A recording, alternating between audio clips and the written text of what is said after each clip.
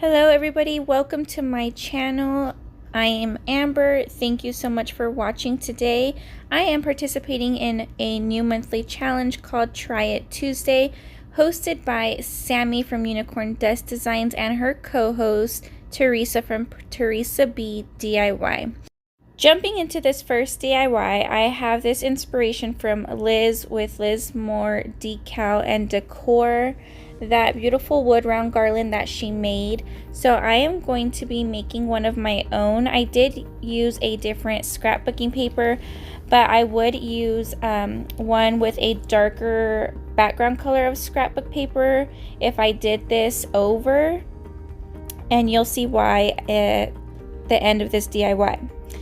Now I am going in with plaster from Waverly and painting the entire wood round, and I'm not going to paint around the birch or bark part of the wood round, and I'm just going to leave that part alone. So I'm just getting as close to the edges as possible with this paint, and I am going to repeat this for all of my wood rounds. Now I will link all of these crafters videos that I got the inspiration from down in the description box, so make sure you go check out their videos as well and give them your support. Okay, so these are some rub-on transfers from Dollar Tree. I cut out all the individual little plants on there, and I kind of lay them out on my wood rounds just so that I know I cut out enough before I start transferring onto them. These transfers are so fun to play with. I love how easy and simple they are, and they have so many different ones at the Dollar Tree. You just take a hard object and take off the backing and rub them down, and they just come out so beautiful every single time. I will say it was easier to use my scraper from Cricut. It went by a little faster than trying to use the end of a paintbrush. But anyways, after I'm done with that, there's how they are looking, and then I'm going to go in with some Mod Podge and Mod Podge all of my letters down. And the way I had cut out the spring letters was with my Cricut, and I just put it on the paper setting so that it'll cut it down. You can also, of course, trace your own letters and cut it down. There are different ways to get this cut out, but I do go ahead and go in with the Mod Podge on the wood round, place my paper and then, or my letter, and then go over it with a top layer of Mod Podge as well. Now taking some wood beads and this jute twine, I start off by tying a knot at the end of the twine, and then I'm going to go ahead and go in with our first wood round, and I go from behind the first hole and then through the top of the second hole, and I do that for each one. And after I get my first wood round in, I go in with my wood beads, and I decided to use 2 medium beads and 1 large bead, which you'll see here in a bit.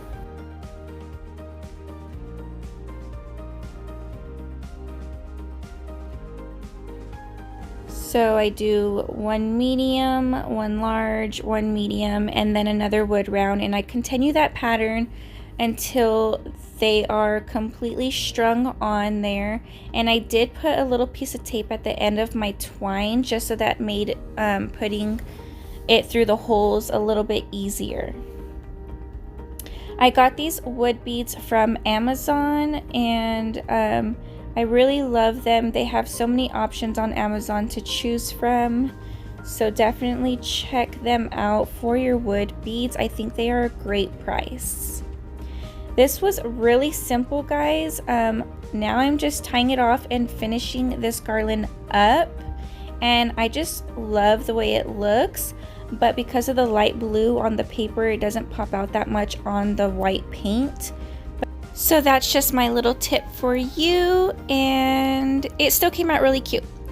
Second DIY is from Jaz by DIY Home and Crafts. She made this beautiful tag sign, and I want to change it up a little bit and make it for spring decor. But I absolutely love her and her DIYs, so definitely check her out using the link below.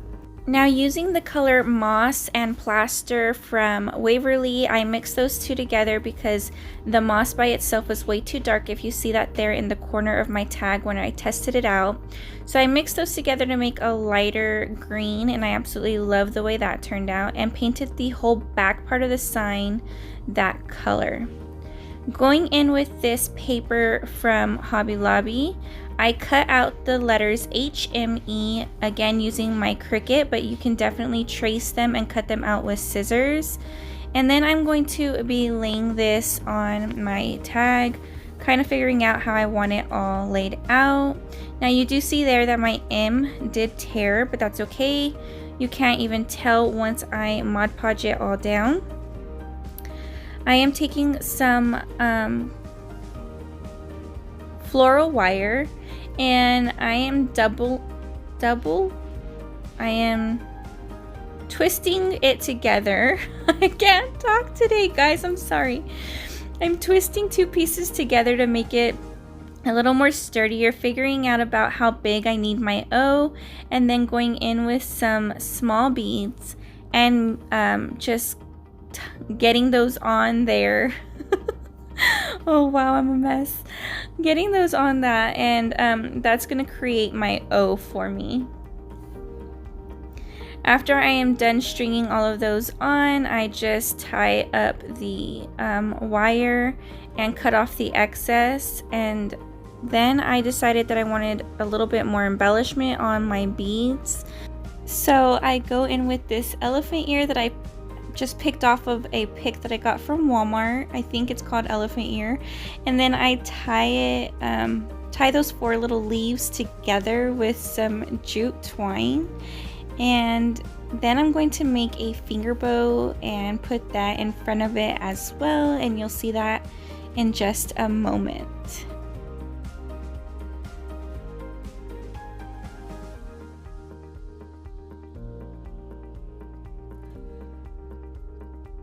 And guys, if you are enjoying these DIYs, please don't forget to give this video a big thumbs up and subscribe, and let me know which one of these DIYs you are loving the most, or that you are going to want to recreate as well. Okay, so I glue the greenery onto my beads, and then I use this foam from mounting tape from Dollar Tree and put that behind my beaded garland and put that on my sign, just in case I ever want to switch out the O for something else. I have the option to do that without gluing it permanently. Now you see here me going in with some Mod Podge. I put that all in the back of my H, and then I will go ahead and give all of my letters a coat on top of it, repeating this for all of the letters.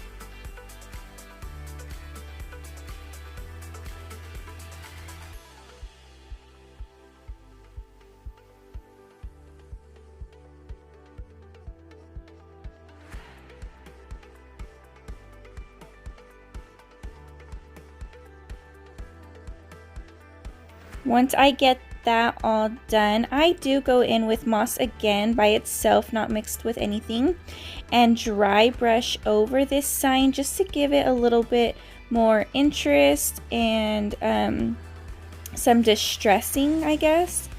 So I do go around, and if it gets on the paper words a little bit, it's okay. It just makes it blend in a little bit better. It's not a big deal, or at least it wasn't to me.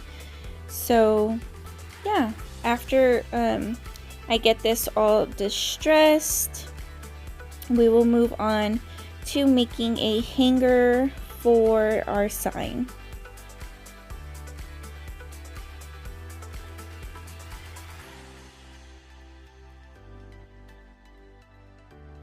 Now this hanger, I am using the rope from Dollar Tree, and I just measure out about how big I want it and then cut that piece off. And of course it's not going to fit in that itty bitty hole on the top of our sign, so I do just hot glue our piece of rope over the holes. And I do the same for the back as well. I did forget to remove that bow at first, but there I am just pulling it off now to attach our rope. I go in with a lighter to burn all of the extra hairs off of it, and it does give it a darker look, and I don't mind that at all, but just to let you know, it will do that. Now going in with a decal, a vinyl decal that I cut with my Cricut. I add the welcome to our with that. And this sign came out so cute. I absolutely love it. I love all of these DIYs. These ladies have been so inspirational, and I am so honored to be able to show and recreate some of their DIYs. Again, I will leave their links below, so be sure to also check them out. Now for the last DIY, my most favorite, I was inspired to do these, and they cost $80 on Overstock. I had no idea where to start until Sammie from Unicorn Dust Designs created this beautiful Kirkland dupe and showed me about the Dollar Tree tiles. Yes, so I have these wood pieces that I cut 8.5, and they're just plywood. And then I have these wall stickers from Dollar Tree, and they have them in like a gold color or this silver color. I have these glass vases and some greenery from Dollar Tree as well. And the first thing I'm going to start off by doing is painting the wood with antique. For the side that I'm putting the tile on, I'm only painting the sides. Like, I'm not going to bother painting the middle of this, and you'll see what I'm talking about if I'm not making sense. I am just going to paint the sides, but for the back of the wood, where I'm not applying the tile, I am going to paint the entire back with the antique color. And you'll see that in just a minute as well. I do switch up brushes because this brush was just taking way too long. So I get a bigger brush and use that. So you'll want to do that. And that brush that I'm using right now is from Dollar Tree. They have great brushes. But anyways, so I'm just doing the sides. As you see, I don't even care about wasting any of my antique for the middle. And that's just that I don't waste it. It's just a preference. If that bothers you, you can definitely paint over it. Just make sure that you dry these really well, like let them dry really well before trying to apply your tile, because it is just adhesive. So I don't know how good that would stick onto the wax. Anyways, I do that for all 4 of my wood pieces, and then I'm going in for these tiles with mineral. I thought it was steel, but it's mineral.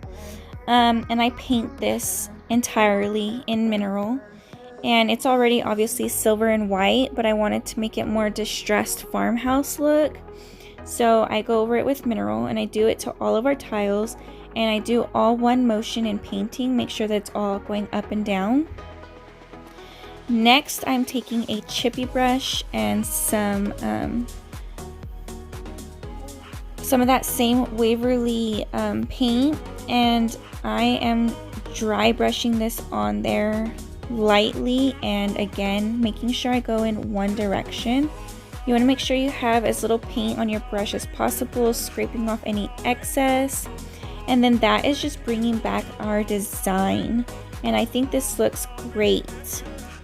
It looks more farmhouse to me, and I just love the way this looks in general. Really do. And thank you Sammie for showing me this and for helping me get my idea of how I wanted to recreate what I've seen on Overstock for $80.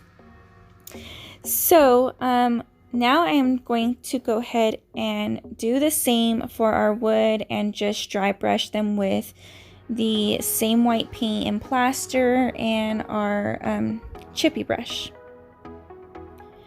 Guys, check out the playlist as well. I am leaving the playlist linked at the bottom in the description box. Make sure you go check out all the other crafters and check out what they were inspired by and what they recreated and who inspired them. Just make sure to check out that playlist. Thank you all so very much for watching my video today. Okay, so here you see me. I peeled off the tile from the backing and I'm just figuring out, you know, making sure it's even on my wood and then pressing down on it. And I do this for all of my tiles. Look at that detail, guys. It is so beautiful. I love this. Okay, so now I'm using a sawtooth hanger and I'm just going to apply it to the back. And these are going to hang like diamonds, so that's why I put it there. Now going to our glass, I figure out where I want it laid down at, and I use these 2-hole straps that are 1.5 inches that I got from Home Depot. I spray painted them black, they were silver. And if you see there, that 1.5 is too short to reach the wood. So I played around with it to figure out how I could make this work. And what I figured is the more I bent it, like you saw me doing, the more it would touch down to the wood and I would be able to screw it in. So here I have my husband help me hold those little screws, and then I slowly screw these in because you don't want to split your plywood. This is cheap wood, so be careful with it. You don't want to split it, so carefully and slowly screw in that metal piece. And I tightened that metal piece, like I bent it so much that I kind of almost had to force it over the glass, but that's what you want. So that's the little tip on that. And now just going in with some ink color, I painted the screws so that they would blend in with my black metal piece. And then I just trimmed my greenery and placed it in my glass. And I am so proud of myself for this DIY, guys. It came out so good for a fraction of the cost. Here is how it looks, and I absolutely love, love, love it. My favorite. Let me know down in the comments what you think of this DIY and if you like it. Again, thank you for hosting this, Sammie and Theresa. Guys, check out the playlist and don't forget to subscribe.